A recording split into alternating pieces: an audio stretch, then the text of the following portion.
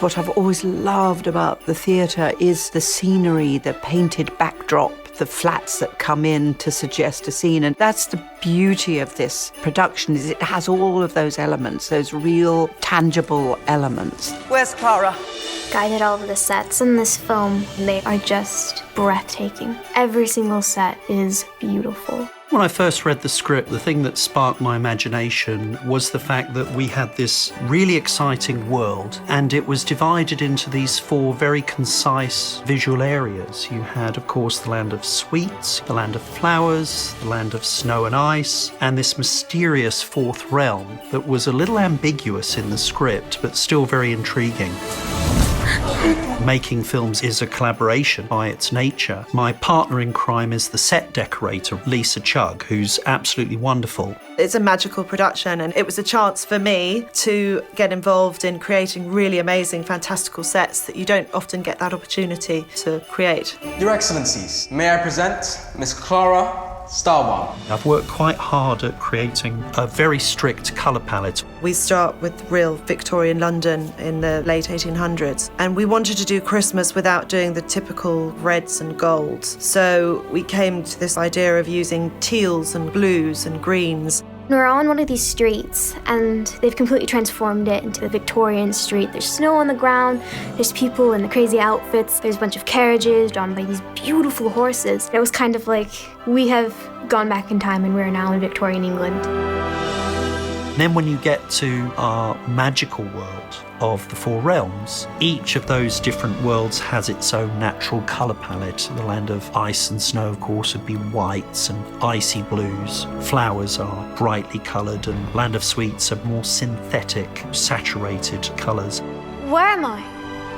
You're in the Christmas tree forest, but that is the 4th realm, which is currently at war with the other 3 realms. The 4th realm has a different colour palette in that there's sort of reds and golds and blues, but they're very faded and worn down to sort of reflect the dilapidated state of that realm.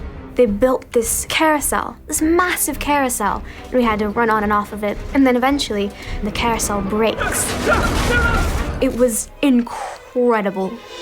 We ended up having to build 3 different forests here at Pinewood to accommodate all the different set changes and things. We had horses riding through these forests. We needed substantial lengths, in some cases 250, 300 feet of forest, so that we could bring the horses up to a gallop or a canter. And of course, the extension of these forests was done using traditional painted backings. 28, take 1, camera. It's kind of incredible to be able to walk on a set, be in completely different worlds, get into character, and then it feels real. Maybe I have been spending too much time in the attic. We have one fantastic moment in the film where we do have a piece of traditional ballet, which is really lovely and a fantastic opportunity for us to design these very unique sets. We very much wanted it to look like a theatrical performance, so everything you see was made. We were able to design a set where Clara and Sugar Plum and the other main characters who are watching this performance, they're actually in the centre of the stage. So we have ballet dancers performing all around them. The ballet tells the story of the 4 realms, how your mother created our world. Being here on this set, it's so surreal. It's important as an actor and actress, but especially as a ballerina, to really feel one with the sets and really grasp the story that's being told, not just through my movements, but by my surroundings. Which one will you choose? Jenny Bevan I've known for a couple of years now, and she is an absolute genius. She is one of the greatest costume designers alive today. A project like this is just amazing for a costume designer. The variety will provide some fantastic characters to costume. The party dress has the top with poofy sleeves and the little poofy flower that's really fun, cute little tails. Clara's a bit of a tomboy, but for the party, because it's formal and we're in the 1870s, she wears a traditional party frock.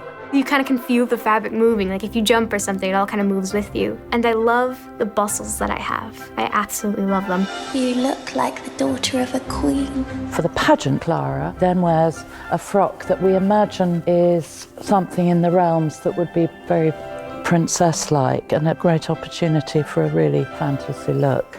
The pageant dress. That is a really cool dress. With the lace and the sleeves, it flows and it has like this long train. It's got like this flowery pattern. It was one of those dresses when like you're a little girl, you wish you could wear like a really crazy fancy dress. That's that dress. The regent of the land of sweets, Sugar Plum. For the Sugar Plum costume, we'd chosen this dress which had movement in it and was made out of little fans, 3-layered little fans. There must be about 200 of them, pleated. They take up a phenomenal amount of fabric. The style of the hair and makeup and costume had a huge influence on the performance. I thought the costume was brilliant. It morphed into this sweetie-like kind of Marilyn Monroe type, drag queen type sort of thing that we have going on. So the performance got more extreme to sort of fit what she looked like. Bring me the tin soldiers. You can't use tin soldiers. Well, of course I can. Don't be silly. To see the artisans and these extraordinary craftsmen, from the costume designer through the hair and makeup designer, through to the props, through to the set design, the set dressing, they've been allowed to completely use their imagination. I have so much respect for every person that's lending a small piece or a big piece to make all of this work together so smoothly. What all of these people can make the sets look like, and the costumes, the hair and the makeup, it's truly impressive. Although the Nutcracker has been with us for so long historically, I hope that what the audience will take away from this film is just a wonderful new world that they haven't experienced before. Clara, your mother was the cleverest inventor I ever knew. And there was never any doubt when I asked what her greatest creation was, it was you.